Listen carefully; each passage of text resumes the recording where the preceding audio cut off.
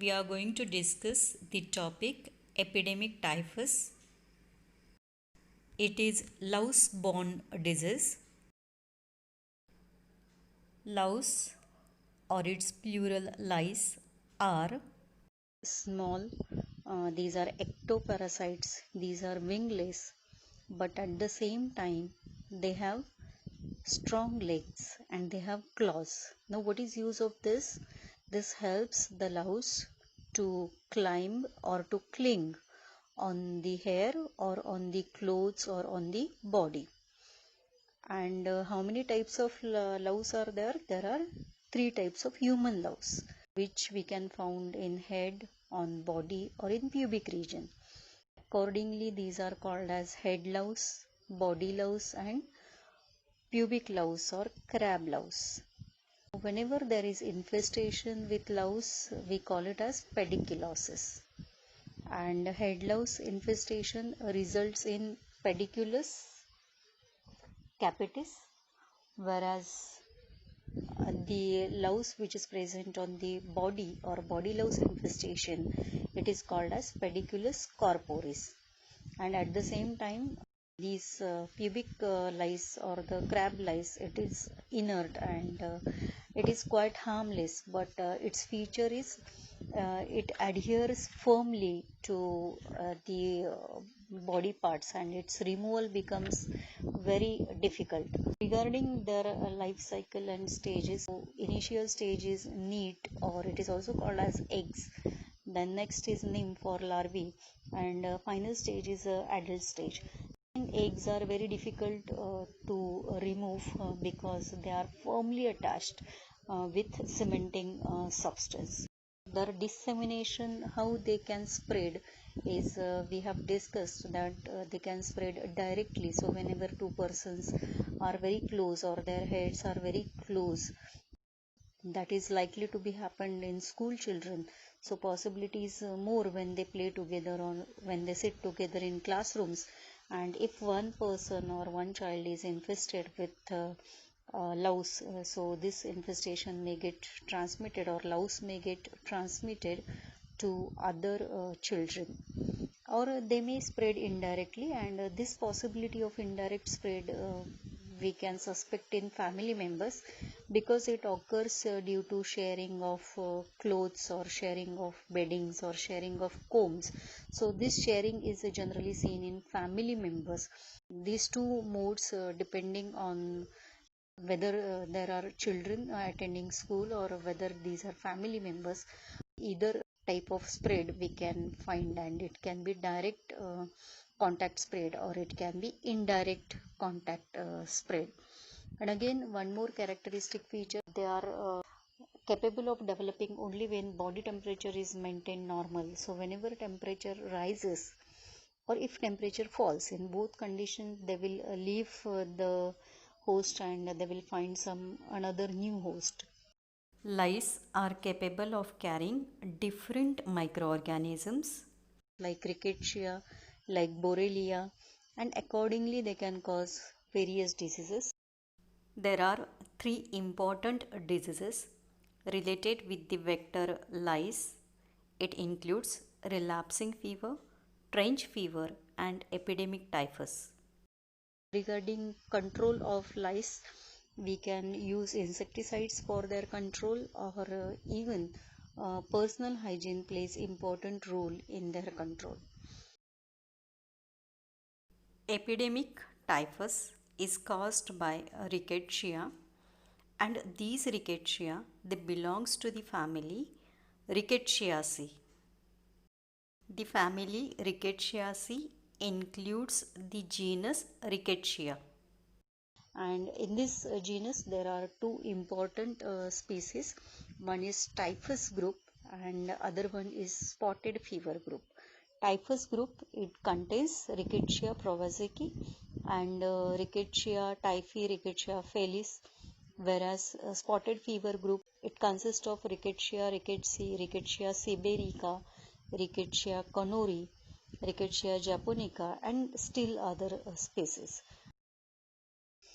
Epidemic typhus, it is also called as louse borne typhus or it is also called as red louse disease. We will see why it is called as red louse disease in later part. First, try to understand about the term typhus. We said it is epidemic typhus or it is louse-borne typhus. So common terminology in both names is typhus. What is meaning of typhus? The name typhus, it is derived from Greek word. It is Greek word typhos. What is meaning of typhos? Typhos is basically a neurological condition and in which there can be altered level of consciousness, and this typhus or this neurological condition we can find in two important diseases. Out of that, one is epidemic typhus and other one is typhoid fever. This is just historical background related with the term typhus. Let's see problem statement of epidemic typhus or louse-borne typhus. Now it was the period 1997, so we can say this is end of 20th century. In this year, there was civil war in Burundi. Burundi is in Africa. What happened? During this war, there was outbreak of epidemic typhus, and this outbreak affected 1 lakh people. What is important to understand regarding this disease is prevalence of epidemic typhus. It is mainly seen during wars. First possibility. So whenever wars can occur or whenever refugees are staying at aggregated places or overcrowded places, or whenever soldiers are staying at overcrowded places, there is possibility of such outbreak. Second possibility is outbreaks can occur in poor countries. So war situation, and second is poor countries. Whether we can find this epidemic typhus in rich and developed countries? Yes, there is possibility, but here epidemic typhus, it mainly affects homeless persons, those which are belonging to low socioeconomic conditions. All those poor people who are not having their home for their residence and they are living outside places. Regarding prevalence, three things we said. People in poor countries, they are likely to get affected. Homeless persons in rich countries are likely to get affected, and outbreaks can occur during war. Again, to understand the most important thing related to socio-economic situation or socio-economic conditions. This is not used as index, but we can say whenever we find prevalence of epidemic typhus in any particular country, what it reflects? It reflects low socio-economic status of that country. Or if we find it in particular societies, so it will reflect low socio-economic condition or poor socio-economic condition of that societies. What thing you should understand from this aspect is there is significant association between occurrence of epidemic typhus and poor socio-economic status of the people. Even in the past, epidemic typhus was reported from the areas affected by famines. But the advent of modern insecticides, it has considerably reduced the prevalence of epidemic typhus today. Recent focus of this disease, it has been noticed in Eastern Europe, in Africa, in South America, and in Asia. As far as India is concerned, its endemic focus or endemic spot is Kashmir. World Health Organization has its member countries, and these member countries are divided into 6 regions. So out of that, there are 2 regions. One is Western Pacific region and second is Southeast Asia region. From 1969, no cases of epidemic typhus has been reported from Western Pacific region.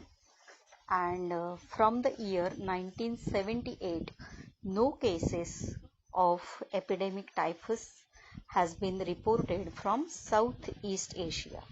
So there are 2 regions we can say of World Health Organization from where since near about more than 40 years no cases has been reported. Still disease is endemic in Africa and in South America. In Africa, there are 3 important areas.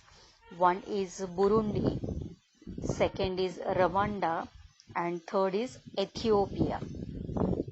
Whereas in South America, there are again 3 important regions where we can find endemic focus of the disease epidemic typhus.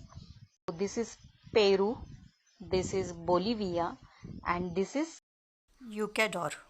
Still disease is endemic in Africa and South America. So these are the 2 important regions where we can find endemic focus.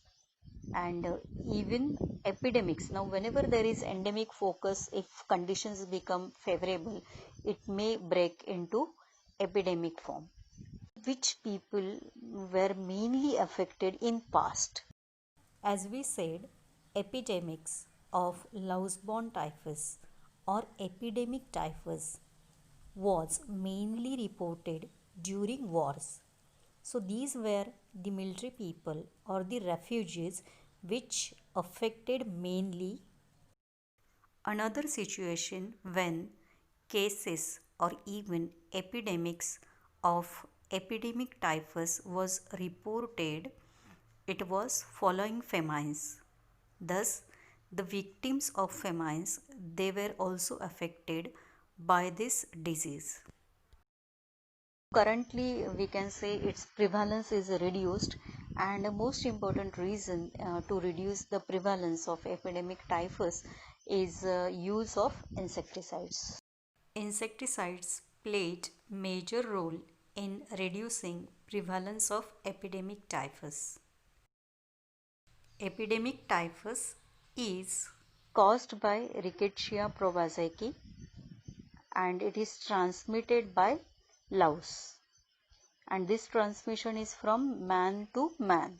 Details of transmission we will see in epidemiological determinants. In intro, you should know epidemic typhus is caused by Rickettsia prowazekii and transmitted by louse. It can be body louse or it can be head louse. Mainly body louse are playing important role in transmission, and transmission is from man to man. Where body louse we can find, it is present either on the body or it is present in seams of clothes. And important factor is lack of personal hygiene which can favor its growth. The vector louse has 3 types as you know right now.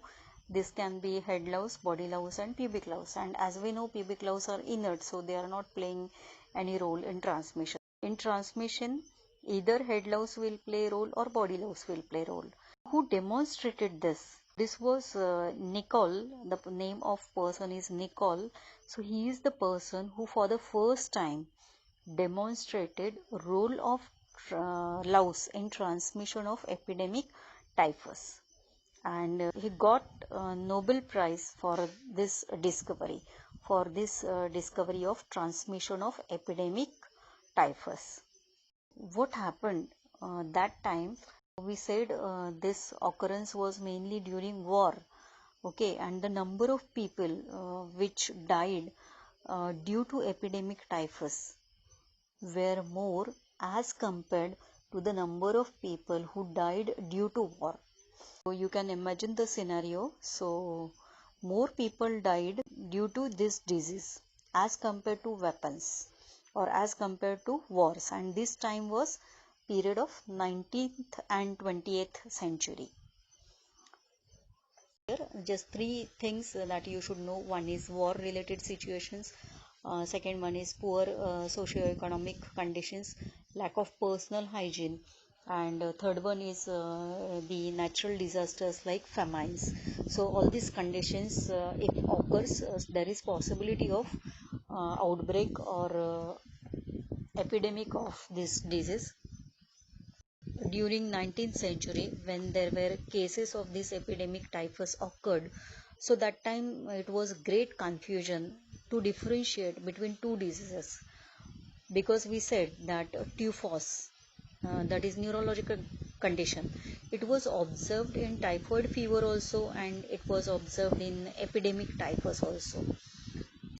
The person who successfully differentiated these two cases was Gerhard. So Gerhard was a person who differentiated between typhoid fever and epidemic typhus. Gerhard differentiated between these two diseases, that is epidemic typhus and typhoid fever, based on the pattern of the rash which he observed in cases of typhoid fever and in cases of epidemic typhus. Regarding history of epidemic typhus, there are two eminent personalities. One is Nichols, who discovered the mode of transmission of epidemic typhus, who discovered that epidemic typhus is transmitted by louse. And the second personality is Gerhard, who clinically differentiated between typhoid fever and epidemic typhus. Let's proceed towards epidemiological determinants of epidemic typhus. Agent, I think you know name, many times I repeated it. It is Rickettsia prowazekii. Right now in intro I said there are two groups. One is typhus group and second one is spotted fever group. So Rickettsia prowazekii belongs to which group? Yes, you are right, it is typhus group. And these organisms, this is vector borne infection, so it will need some vector for its transmission. The vector involved in transmission of epidemic typhus or louse-borne typhus is louse. There are two types of louse, head louse and body louse, which can transmit Rickettsia prowazekii. But remember, as we said, pubic louse or crab louse is inert, so infection is not transmitted by pubic louse or crab louse. What is reservoir of infection for this disease? Reservoir of infection is man is the most important reservoir. If you can remember, in addition to man, you can remember one more thing. Basically, these are the reservoirs which are seen in US, and these are flying squirrels. I repeat, these are flying squirrels. So flying squirrels in US are sylvatic reservoirs, and they can cause infection, but the disease which is produced by them is mild form. It is in mild form. How lice acquires infection? Only infected louse can transmit Rickettsia prowazekii, right? But how lice can acquire infection? Whenever there is a person who is harboring Rickettsia prowazekii in circulation, and if this person has pediculosis or has louse infestation, so when lice takes its feeding, it acquires Rickettsia organisms. Louse minimum it feeds 5 times per day. So whenever it takes blood meal, whenever it takes feed, rickettsial organisms can enter inside the louse. These Rickettsia prowazekii, they are carried to the gut of the louse. inside the gut they start multiplication, and after multiplication they are excreted in feces of louse, and this excretion may continue for 3 to 5 days. But at the same time, remember, once lice gets infected with Rickettsia prowazekii, infection remains throughout their life. So they remain infected till they die. Okay, so it's simple. Person harboring Rickettsia prowazekii, whenever louse will take its blood milk from such persons, Rickettsia prowazekii will enter into the body, in gut, multiply, and after multiplication excretion will occur through the feces. Now remember, where Rickettsia prowazekii organisms are present, they are present in feces. This will help you to understand mode of transmission. Epidemic typhus, it is also called as red louse disease. Why this name is given? What happens? As we said, these Rickettsia prowazekii, they are multiplying in the gut or in the intestinal epithelium of lice. The bright red blood which is present in the gut, it spreads from gut. When it spreads, it gives the appearance of red color to the louse, and hence another name which is given for this disease is red louse disease. Modes of transmission. How Epidemic typhus is transmitted from one person to another person. again imagine chain of infection. There are 3 chains. First chain is of reservoir, middle chain is of mode of transmission, and third chain is susceptible host. In first chain and in last chain it is man. So transmission is from man to man. First man is reservoir, that is the person who is suffering from epidemic typhus fever, and next man is susceptible host. And in middle chain, as you know, epidemic typhus fever, it is vector borne infection, and I think now all of you know name of vector also. It is lice, and again in lice it is body lice or it is head lice. Simple schematic presentation you can show: man, arrow, next man, on arrow lice, body lice and head lice. It is important to understand the characteristic behavior of lice, specifically those lice which infested the man suffering from epidemic typhus or louse-borne typhus. What happens in these cases? Whenever there is a rise in temperature, these lice, they leave the host and they try to find another host. The another situation when the lice leaves this host is when death of the person occurs. Thus there are two situations: whenever there is fever or rise in temperature and whenever there is death of the host.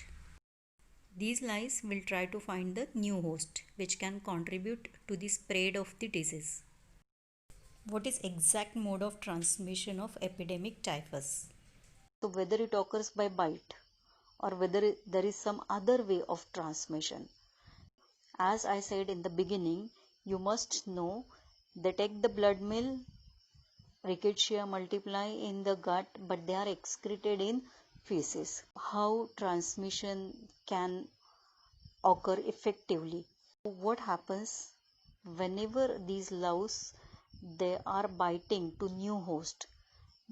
They will not transmit rickettsia through their bite. Here you can compare mosquito-borne diseases. So whatever mosquito-borne diseases are there, they are transmitted by mosquito bite. Mosquito is another example of vector. Whenever mosquito bites, it introduces different agents, which can be plasmodium in case of malaria, which can be a dengue virus in case of dengue. It can be chikungunya virus in case of chikungunya, or it can be microfilaria in case of filariasis. Just note the important difference between these two vectors regarding mode of transmission. So mosquito, through biting, they are transmitting infection, but this louse, when they bite, infection is not transmitted. But what happens? These Rickettsia provazeki, they are present in feces, and important habit of louse is they require frequent meals and they bite frequently. This is responsible for initiating itching sensation. So whenever there is itching sensation after bite, whenever there is itching sensation, what person will do? Person will go for scratching. Now this scratching may produce some minor abrasions, or at the same time feces is rubbed during this scratching process. This favors auto inoculation. So during this process of scratching, whatever minor abrasions are produced or the feces is rubbed, this rubbing and abrasions will favor entry of Rickettsia provazeki. Right? So important thing is when we crush, when crushing, scratching is there. So this is the important human habit, as we can say, which plays important role in transmission. And another rare mode of transmission, what happens if a person is heavily infested, feces, they get dried and aerosols are formed, and or the feces, when it dries, it forms part of dust. This dried part of louse feces, or this dust of louse feces, may become airborne and it can be inhaled by host. One thing is bite is not responsible for transmission. Second thing is important scratching and rubbing, which is responsible for producing abrasions and favoring entry or inoculation of these rickettsia. And third thing, when these species will dry, they form aerosols or dust, and these aerosols or these dust may be inhaled. These are various modes of transmission as far as epidemic typhus is concerned. Let's see what are the clinical features of this disease.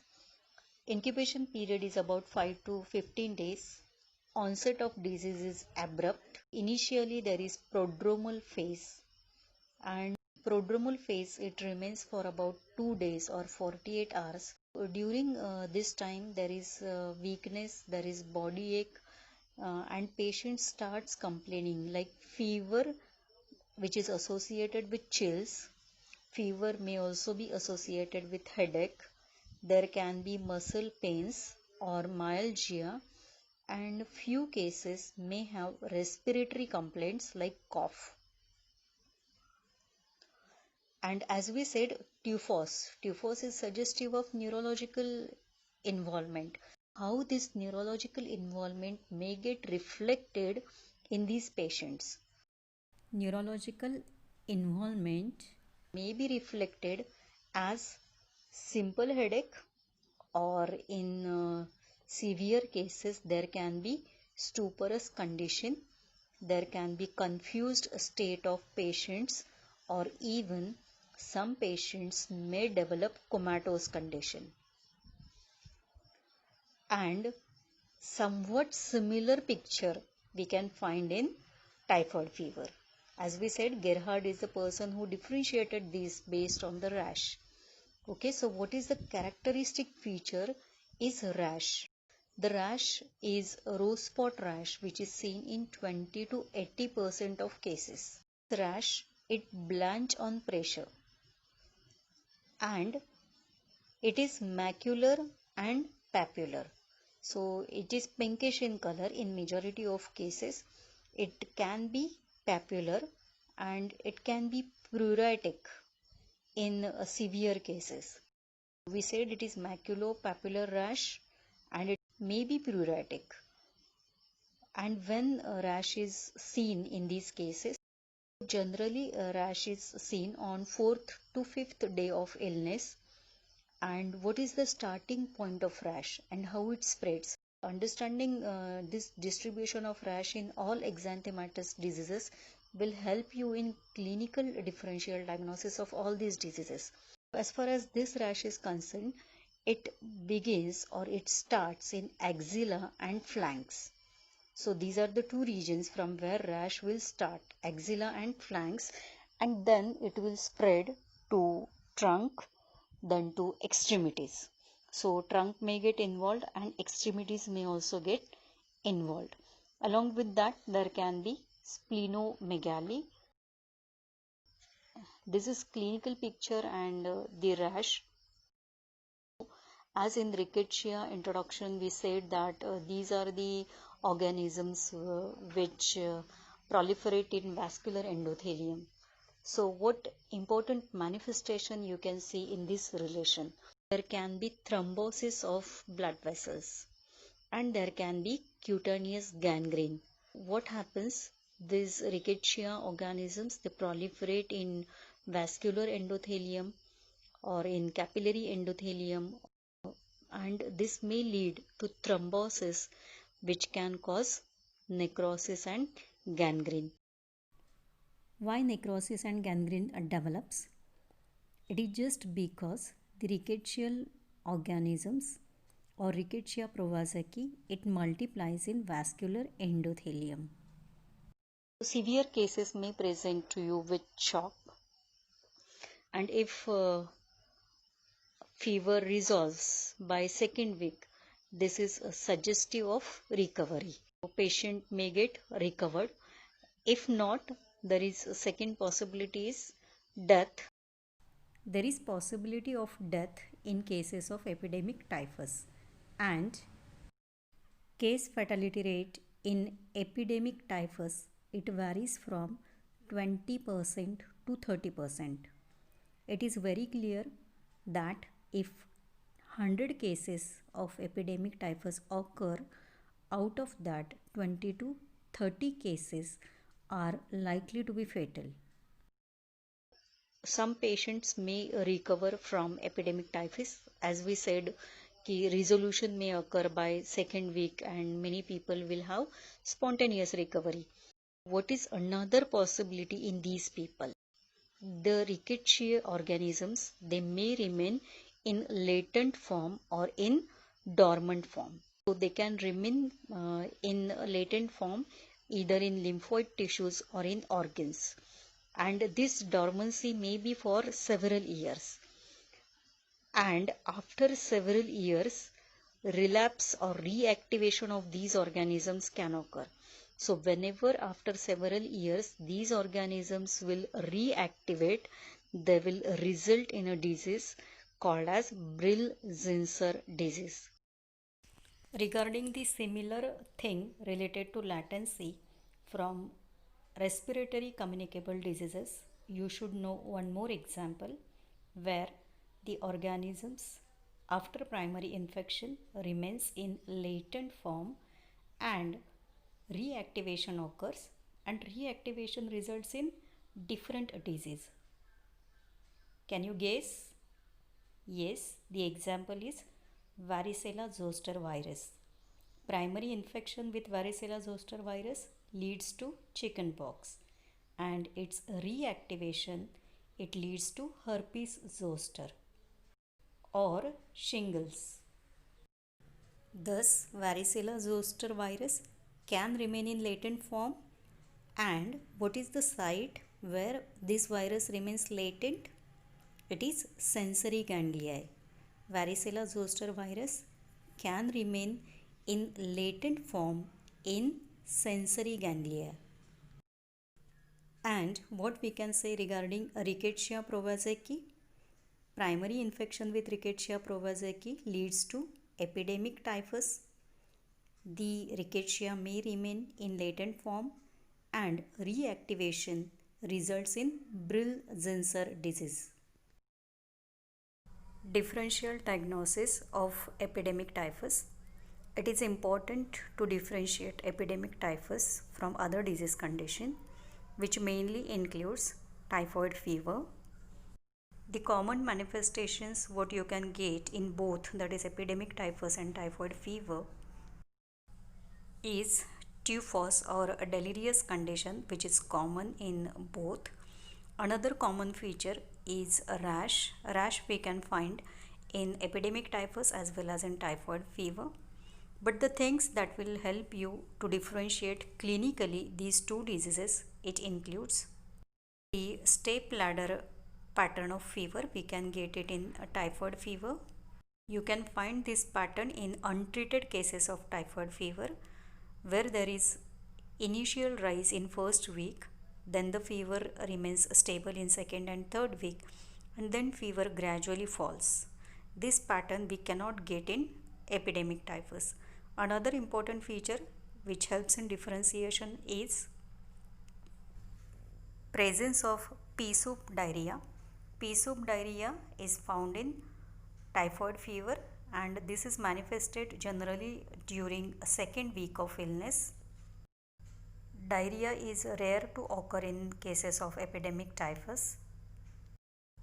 Common sign which we can see in both diseases, that is epidemic typhus as well as typhoid fever, it includes splenomegaly, that is enlargement of spleen.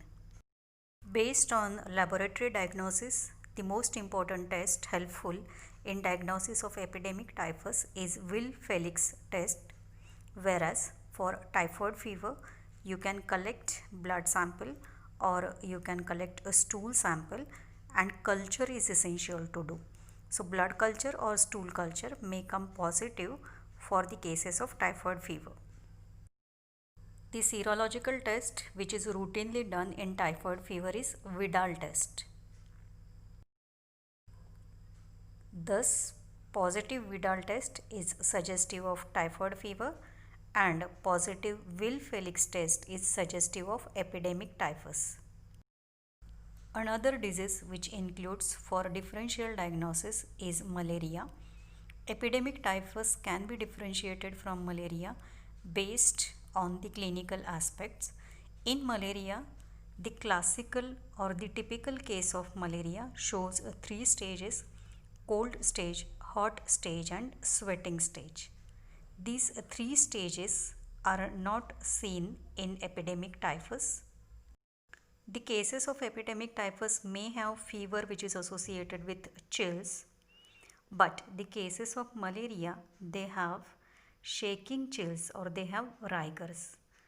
So in malaria, patients try to cover himself or herself with multiple coverings, and hot stage is followed by sweating stage. There is a drenching sweat which is seen in cases of malaria. Rash is not seen in cases of malaria. Rash we can get in cases of epidemic typhus. The common feature again which we can find in both conditions, malaria as well as epidemic typhus, is splenomegaly. As you know, rash is one of the important manifestation seen in epidemic typhus. It is important to differentiate epidemic typhus from all those diseases where rash is one of the important manifestation. These diseases includes measles, rubella, chickenpox, dengue, chikungunya, and even other rickettsial infections. The type of rash is same in epidemic typhus and measles. It is maculopapular rash, but the distribution pattern differs. In case of measles, rash begins behind the ear and in few hours it spreads to face, it spreads to neck, and in next 2 to 3 days it spreads to trunk and it spreads to extremities. The diagnostic feature of measles is appearance of Koplik's spot. These Koplik spots are not seen in cases of epidemic typhus. For observing Koplik's spot, you should examine buccal mucosa opposite to first and second lower molars. Even in cases of rubella or German measles, rash is seen. This rash is macular rash. It is pinkish in color and it is discrete rash. In cases of rubella, you should not forget to palpate lymph nodes because it is one of the important pathognomonic sign of rubella cases. So presence of lymphadenopathy is important manifestation of rubella. You should know chickenpox for differentiation. As far as chickenpox is concerned, the characteristic feature of chickenpox rash is dewdrop rash. What is meaning of dewdrops? In chickenpox, you can find different stages of rash, that is macule, papule. Papule stage is followed by formation of vesicles, and these vesicles they are filled with fluid. These fluid filled vesicles they appears like dewdrops on the skin. In chickenpox rash, there are four important stages: macular stage, papular stage, vesicular stage, and scab formation. Another characteristic feature of chickenpox rash is it is centripetal rash. The distribution of chickenpox rash is centripetal. It first appears on trunk and then it spreads to face and extremities. Epidemic typhus based on the feature of rash should also be differentiated from dengue hemorrhagic fever. In cases of dengue hemorrhagic fever, rash is similar to epidemic typhus, that is, it is maculopapular rash. The other features which helps to differentiate dengue hemorrhagic fever from epidemic typhus includes there is generalized abdominal pain. Severity of abdominal pain is more. Abdominal pain is associated with vomiting in dengue hemorrhagic fever, and the clinical test is tourniquet test, which is positive. I repeat, it is positive tourniquet test in dengue hemorrhagic fever. In cases of chikungunya hemorrhagic fever, rash can appear, but the other manifestations which helps to differentiate chikungunya from epidemic typhus, it mainly includes polyarthralgia, and the characteristic features are pain, swelling, and stiffness of joints. In addition to these conditions, epidemic typhus should be differentiated from other rickettsial infections or rickettsiosis where a rash is seen. The only exception is of Q fever. In cases of Q fever, rash is not seen. You can find appearance of skin rash in cases of meningococcal septicemia. Meningococcal septicemia is the condition which occurs when meningococci or the bacteria are present in the circulation. And the characteristic feature of this rash is it is hemorrhagic rash. In addition to rash, the patients of meningococcal septicemia they have circulatory collapse, and manifestation of neurological signs is important in meningococcal septicemia. For laboratory diagnosis, basic investigation CBC can be done. The important finding on CBC is leukopenia. Leukopenia is a reduced leukocyte count. In addition to leukopenia, there can be thrombocytopenia, that is reduced thrombocyte count. Thrombocytopenia, in addition to epidemic typhus, it is found in different viral infections also. In viral infections, most important example where we can find thrombocytopenia is dengue hemorrhagic fever. Some cases may also show anemia. In addition to CBC, liver function test should be performed. The finding of liver function test, it includes elevated level of liver enzymes. Other diagnostic tests can be performed. These tests includes ELISA test, immunofluorescence test. Blood culture can be done for diagnosis, and for confirmation, polymerase chain reaction, that is PCR test, can be done. For differentiating Rickettsia prowazekii infection from Rickettsia typhi infection, one more test is done. This is Tunica reaction test. Tunica reaction test is immunological test. This test comes positive for Rickettsia typhi and it is negative for Rickettsia prowazekii. Thus, Tunica reaction test help us to differentiate between Rickettsia prowazekii infection and Rickettsia typhi infection.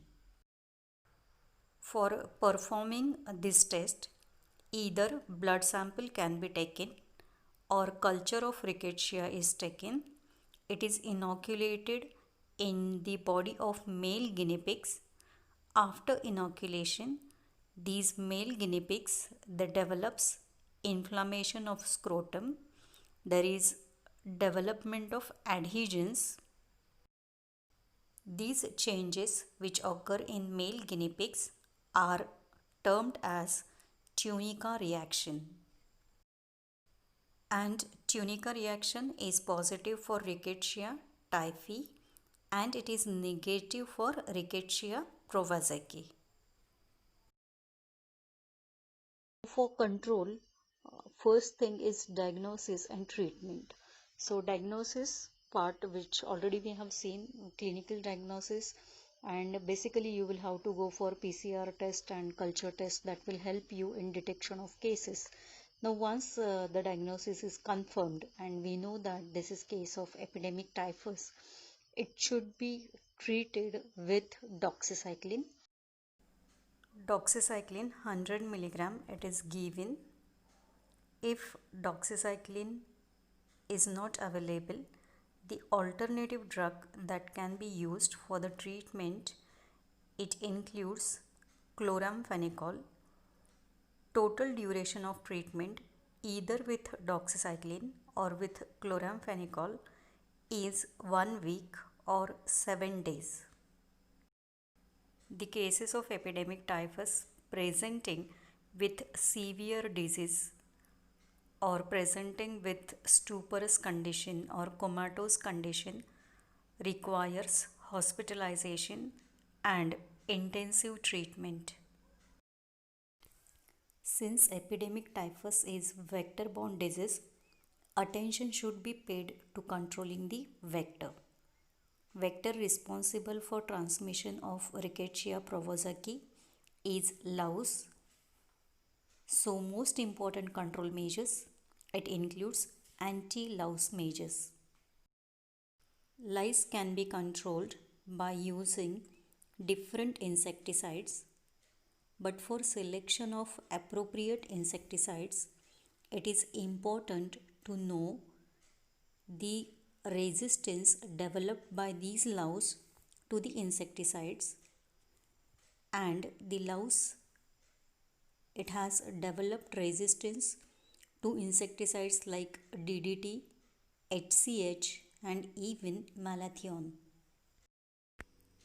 For treatment of head and crab lice, the recommendation is use of lotion containing 0.5% malathion. This lotion should be applied and it should be left for 12 to 24 hours. Or louse powder containing carbaryl can also be used for head and crab lice. Body lice, they are showing resistance to DDT and HCH. For the treatment of body lice, a recommended insecticide is malathion. 1% malathion is the choice for treatment of body lice. Even carbaryl dust can also be used for controlling body lice. As we said, epidemic typhus mainly affects those persons with poor personal hygiene or those persons living in low socioeconomic conditions. The most important control measure, it includes improvement in personal hygiene as well as improvement in living conditions. For improvement in personal hygiene, health education should be given to the people to take daily bath with soap and water. Women with long hair should wash and clean their hair frequently. Clothing, towels, and bed sheets should be washed in hot water and soap, and preferably it should be pressed with hot iron. Even sometimes autoclaving of clothes and beddings in steam sterilizers can be required for controlling body louse. The long-term control measure of lice, it includes improvement in living standards of the people. The next control measure is surveillance.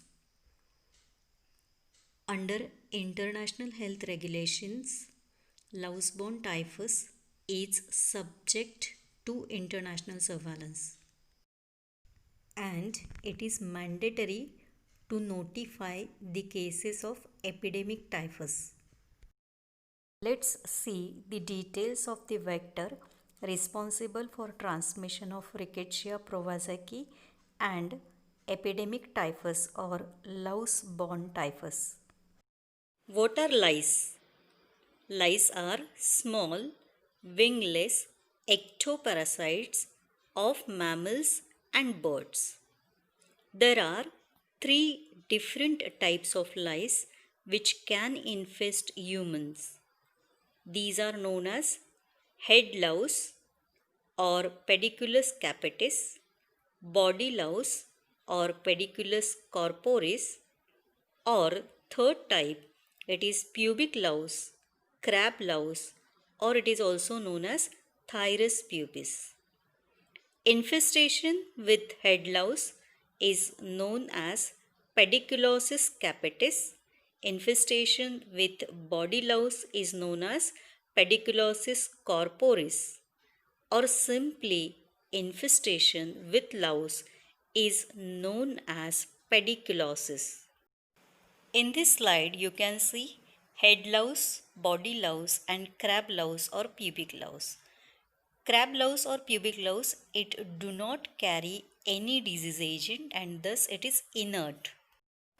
In life history of louse, we can see three important stages: eggs or nits, next stage is larvae or nymphs, and finally it is adult louse. Whether these lice can disseminate from infested person to another person? Yes, they can disseminate by direct contact or by indirect contact. So whenever there is close contact with lousy person or infested person, lice can spread. And indirectly how they can spread? By sharing clothings, beddings, combs or hairbrushes used by lousy person. Louse is an important vector or important arthropod which can transmit certain disease agents. Now let's see, out of three types of lice what we discussed, it is only head louse and body louse can transmit certain disease agents. So let's see what are the diseases transmitted by lice. So it includes epidemic typhus, which is caused by Rickettsia prowazekii, relapsing fever caused by Borrelia recurrentis, trench fever caused by Rickettsia quintana, and it can cause dermatitis. Dermatitis, it mainly occurs due to scratching, which may lead to secondary infections. How we can control this vector lice? So we have two options. One is insecticidal control and second is personal hygiene. But both these control measures should be combined together. Now for insecticidal control of head lice and pubic lice, 0.5% malathion lotion can be used. For body lice, we can use 1% malathion powder or we can use carbaryl dust. At the community level, mass delousing of large number of people can be done. Now what personal hygiene includes? It includes daily bath with soap and water, washing of clothes, towels, bed sheets of infested person with hot water and soap, and the clothes should be used only after pressing it with hot iron. Prevention of epidemic typhus. Is there any vaccine available for prevention of epidemic typhus? Answer to this question is no. There is no vaccine available for epidemic typhus. Hence, primary prevention of epidemic typhus is not possible by active immunization. Let's see a recap of epidemic typhus. Epidemic typhus, it is also known as louse-borne typhus. In the past, this disease was reported as epidemics, and these epidemics were reported mainly among military population and refugees, and even epidemics were reported in those areas affected by famine. Thus, the victims of famines, they also suffered from epidemic typhus. No cases of epidemic typhus have been reported from Southeast Asia since the year 1978, and from 1969 no cases of epidemic typhus have been reported from Western Pacific region. Still, epidemic typhus is endemic in Africa and South America. Endemic regions from Africa, it includes Burundi, Rwanda and Ethiopia. Whereas from South America, the most important endemic regions includes Peru and Bolivia. All these areas are endemic areas for epidemic typhus or louse-borne typhus. Causative agent of epidemic typhus is Rickettsia prowazekii. These Rickettsia organisms, they are transmitted from man to man. The important vector involved in transmission is infected louse. Head louse as well as body louse can transmit Rickettsia prowazekii from infected man to another susceptible host. When louse feed on the infected person, and if the infected person is in febrile stage, louse gets infected. The Rickettsia prowazekii organisms multiply in the intestinal tract of louse, and within 3 to 5 days these organisms, they appear in the feces of the louse. Man do not acquire infection by bite of the louse. But what happens whenever there is bite? The activity of scratching plays important role. Crushing of infected louse on the body parts also favors transmission of Rickettsia prowazekii, and there is one more possible transmission by inhalation of infected louse feces or dust. The characteristic feature related to Rickettsia prowazekii is their latency. These organisms, they may remain in latent form for several years without any symptom of the disease, but they may get reactivated and may lead to Brill-Zinsser disease. It's reactivation of Rickettsia prowazekii which leads to a condition called as Brill-Zinsser disease.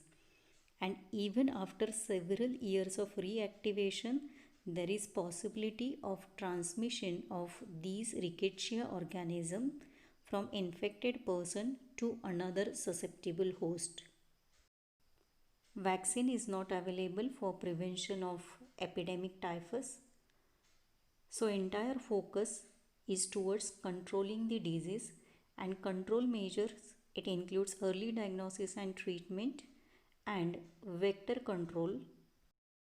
Long-term control measures, it includes improvement in living conditions.